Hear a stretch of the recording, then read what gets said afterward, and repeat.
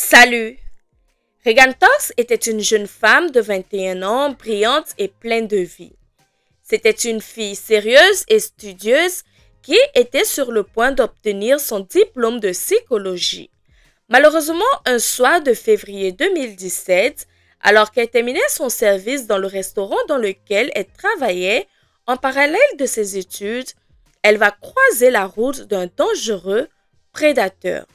Sans plus tarder, je vous invite à vous installer confortablement car la triste histoire de Regan Tox commence maintenant. C'est au Kentucky, aux États-Unis, que naît Regan Tox le 13 mars 1995. Elle grandit heureuse entourée de ses parents Toby et Lisa, ainsi que de sa petite sœur Mackenzie. Regan était une jeune fille souriante et pleine de vie. Elle était très sportive et jouait régulièrement au tennis et à la crosse. En plus de tout ça, Regan était aussi une jeune fille très sérieuse et une excellente élève. Après avoir brillamment obtenu son diplôme de fin de lycée, elle s'inscrivit à l'université. Et grâce à ses notes excellentes, elle avait été admise dans un programme prémédical. Mais après réflexion, Regan avait choisi de s'orienter en psychologie. Elle avait toujours rêvé de fréquenter l'université de l'État de Ohio et c'est avec beaucoup d'enthousiasme qu'elle attaqua donc cette première année. À cette époque-là, son père avait reçu une proposition professionnelle très intéressante, mais la famille devait pour cela déménager en Floride. Ils y réfléchirent bien tous ensemble et ils avaient décidé qu'il était inutile que Regan les suive en Floride pour revenir quelques mois plus tard, entamer son cursus universitaire dans l'Ohio. De plus, elle ne voulait en aucun cas aller dans une autre université. Aussi, ses parents et elle décidèrent qu'elle resterait dans l'État afin d'y poursuivre ses études pendant que le reste de la famille partirait s'installer en Floride. C'était un gros changement pour Regan et ses parents car ils avaient l'habitude de rester ensemble et ils étaient très proches. Et c'est le cœur lourd qu'ils laissèrent leur fille s'installer seule. Elle avait rapidement trouvé une petite colocation et elle avait même trouvé un emploi en tant que serveuse dans ce restaurant proche de l'université. Les années suivantes se passèrent au mieux comme elle avait toujours fait. Regan excella à l'université et elle était sur le point d'obtenir son diplôme. C'est avec beaucoup d'excitation qu'elle attendait la prochaine étape dans sa vie. Prochainement diplômée, elle avait des projets pleins à la tête. De plus, elle avait réussi à trouver un poste à la clinique de Cleveland pour y faire sa spécialisation. Aussi, avec ses parents, ils envisageaient l'installer là-bas et ils avaient même commencé à lui chercher un logement. Nous arrivons donc au 8 février 2017. Dans quelques mois, elle allait enfin obtenir son diplôme et en attendant, elle continua à mener sa petite vie tranquillement entre l'université, son travail et ses amis. Ce soir-là, comme à son habitude, elle travaillait dans un petit restaurant en tant que serveuse appelée la Bodega. Malgré le fait que ses parents vivaient en Floride, elle était restée très proche d'eux et tous les jours, elle leur téléphonait pour leur donner de ses nouvelles. Ce soir-là, son père tenta de la contacter plusieurs fois, mais elle était au travail. Elle lui dit qu'elle ne pouvait pas lui répondre, lui parler et lui promit de le rappeler une fois qu'elle serait rentrée à la maison. Malheureusement, ce soir-là, son père ne reçut aucun appel. Ce n'était absolument pas dans les habitudes de Regan qui était très sérieuse de les laisser ainsi sans nouvelles. Aussi, ses parents commençaient à s'inquiéter. Très rapidement, dans un premier temps, ils tentèrent de l'appeler à plusieurs reprises, mais en vain. Son téléphone sonnait dans le vide pour ensuite tomber sur sa messagerie. Ainsi, durant plusieurs heures, jusqu'à environ 2 heures du matin, ses parents l'appelèrent encore. Et vers 2 heures du matin, ils constatèrent avec effroi que le téléphone ne sonnait plus et qu'il tombait directement sur la messagerie. C'est très inquiet que Toby et Lisa allaient se coucher ce soir-là. Ils essayaient de se rassurer, se disant que leur fille avait dû tellement travailler ce soir-là au restaurant qu'elle s'était peut-être rentrée exténuée et qu'elle s'était endormie. Dans la foulée, son téléphone devait être sur silencieux. Avec un peu de batterie, il avait dû s'éteindre pendant qu'ils essayaient de l'appeler. Il tentait de se rassurer, de trouver une explication logique. Malheureusement, rien n'y faisait. Il n'arrivait pas à trouver le sommeil. Il pressentait malgré eux que quelque chose de grave avait dû se produire pour que Regan les laisse sans nouvelles de la sorte. Le lendemain matin, aux premières heures de la journée, ils tentèrent une nouvelle fois de joindre leur fille par téléphone, mais ils tombèrent de nouveau sur la messagerie. Mackenzie, sa petite sœur, décida alors de contacter l'une des colocataires de Regan afin de lui demander si elle savait où elle se trouvait car elle ne répondait pas au téléphone et qui s'inquiétait. Cette dernière alla alors dans sa chambre et elle constata que Regan n'était pas là. De plus, son lit n'avait pas été défait et son ordinateur, ses livres de cours étaient toujours là. Tout cela laissait supposer que Regan n'était pas rentrée chez elle ce soir-là après le travail et qu'elle n'était pas non plus allée en cours car pour cela elle avait besoin de son PC et de ses livres. Ses parents qui étaient très inquiets étaient à présent complètement affolés. Lisa appela l'université pour savoir si sa fille s'était rendue en cours ce jour-là, mais malheureusement sa fille était absente. Elle décida alors de contacter la police pour signaler la disparition de Regan. L'inquiétude était à son comble et Mackenzie, qui était très proche de sa sœur, s'activa comme elle le pouvait. Elle s'occupa notamment des réseaux sociaux.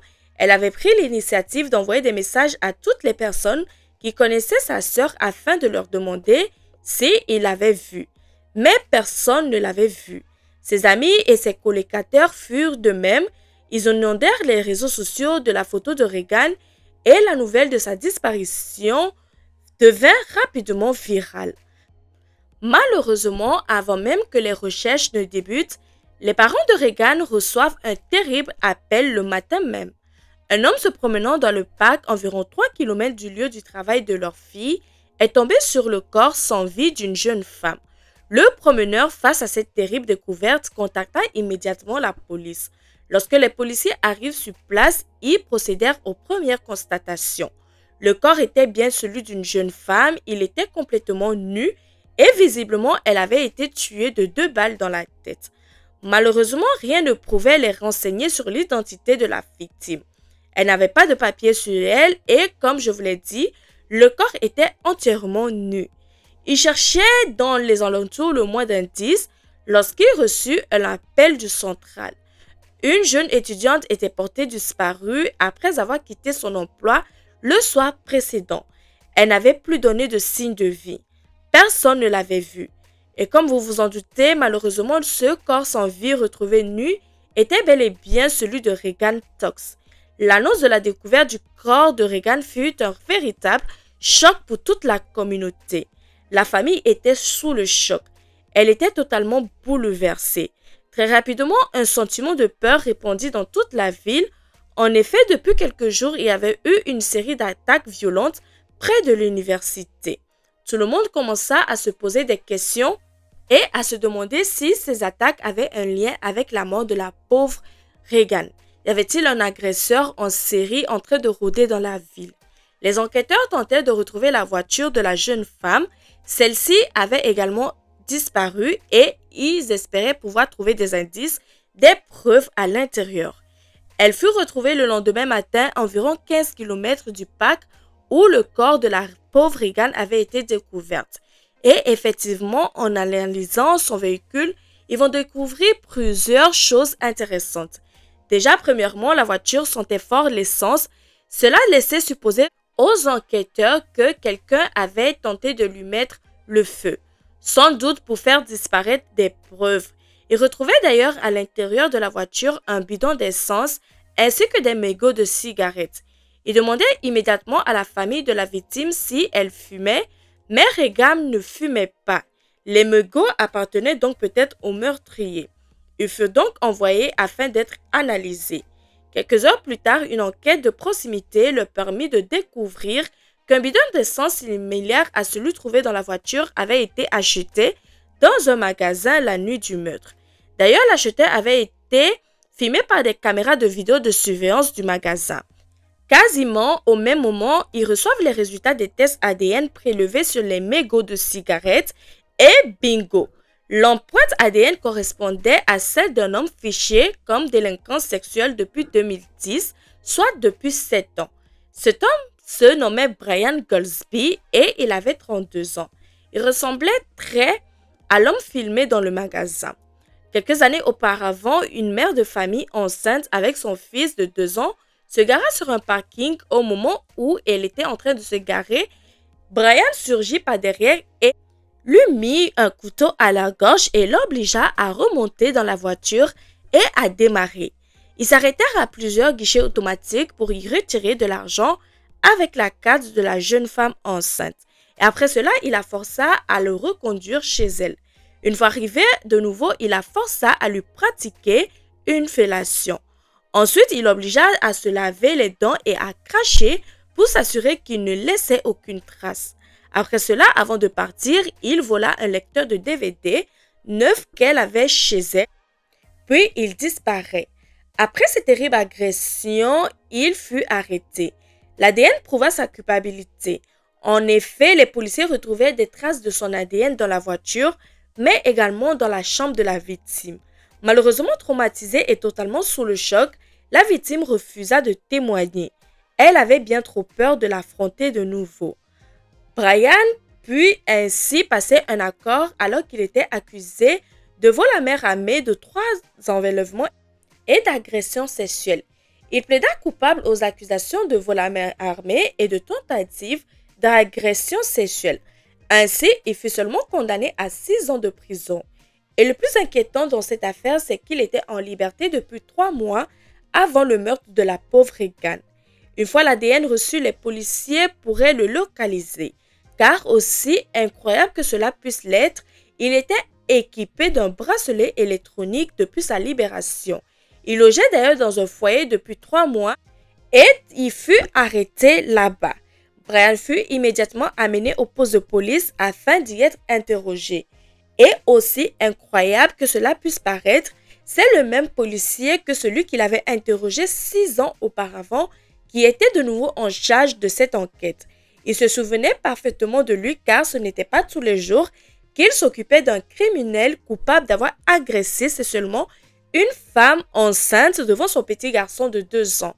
Brian, dès le départ, lui demanda comment il avait retrouvé et le policier lui répondit que c'est grâce à son ADN retrouvé sur une cigarette. Brian, devant le fait accompli, admit avoir été bel et bien dans cette voiture. Il raconta aux enquêteurs qu'il était monté dans la voiture pour voler Regan et qu'il avait obligé à se rendre à des différents guichets pour y retirer de l'argent, mais qu'il ne l'avait en aucun cas agressé. Et effectivement, ces déclarations concernant les retraits bancaires collaient parfaitement avec les différentes preuves que les enquêteurs avaient requis. Ils étaient en possession de plusieurs images de vidéosurveillance dans différents guichets de la ville et on pouvait voir Brian essayer de retirer de l'argent. Malheureusement, les images étaient très mauvaises et les enquêteurs avaient du mal à identifier clairement qui se trouvait dans la voiture. Ils avaient l'impression qu'il y avait quelqu'un sur le siège passager, mais ils n'étaient pas en mesure de l'affirmer. Clairement, tout au long de l'interrogatoire, le policier mena les questions. Lorsqu'il demanda à Brian s'il était en possession d'une arme à feu, celui-ci lui répondit que non. Mais Brian était formel. Il restait sur ses positions, il avait enlevé Regan simplement pour lui voler de l'argent. Par contre, il n'avait jamais été en possession d'une arme à feu quelconque et il précisa même qu'il n'en avait jamais eu entre les mains de toute sa vie. Selon ses déclarations, après avoir obtenu cet argent, il força Regan à se rendre au parc. Là, il lui ordonna de sortir de la voiture, de se déshabiller et il prit ses vêtements et la laissa là toute seule. Et il n'avait eu, selon lui, aucune relation sexuelle avec la jeune femme. Et lorsque les policiers lui demandèrent « Mais pourquoi lui avez-vous ordonné de se déshabiller ?» Il répondit que c'était seulement pour l'empêcher de le fuir, de partir. Le policier en charge de cette affaire ne croyait absolument pas en sa version et il décida de jouer une nouvelle carte. Il annonça à Brian qu'il avait trouvé de l'ADN sur le corps de Regan et que l'analyse était en cours. Il lui demanda alors « Est-ce que vous êtes sûr que cet ADN n'est pas le tien ?» Mais Brian était formel. Il ne l'avait pas agressé sexuellement, il ne l'avait pas tué. Il ne possédait pas d'armes et il n'avait même jamais tiré. Le policier qui sentait qu'il se trouvait dans une impasse décida donc de se retirer quelques instants pour remettre au point une ruse. Lorsqu'il revint et il va offrir à Brian une porte de sortie. En effet, il lui demanda si quelqu'un était présent avec lui ce soir-là, car cela semblait difficile de déterminer sur les images de surveillance, mais il semblait que quelqu'un d'autre se trouvait sur le siège passager à côté de Regan, alors que Brian était en train d'essayer de retirer de l'argent. Et effectivement, Brian s'engouffra immédiatement dans cette brèche. Il se mit alors à raconter qu'il n'était pas seul, il était avec un certain TJ. Ce dernier lui avait alors demandé de l'argent et il avait menacé de faire du mal à ses enfants s'il ne lui fournissait pas. Brian avait alors été effrayé et il avait eu l'idée d'enlever quelqu'un au hasard. Il précisa qu'il pensait laisser la personne repartir. Après, il n'avait jamais eu l'intention de lui faire du mal. C'est alors que le policier lui demanda une nouvelle fois « Est-ce que vous êtes sûr que lorsque les résultats ADN arriveront, ceux ne seront pas les vôtres ?» Brian changea alors une nouvelle fois sa version en racontant que TJ l'avait obligé à agresser sexuellement Regan et à la tuer.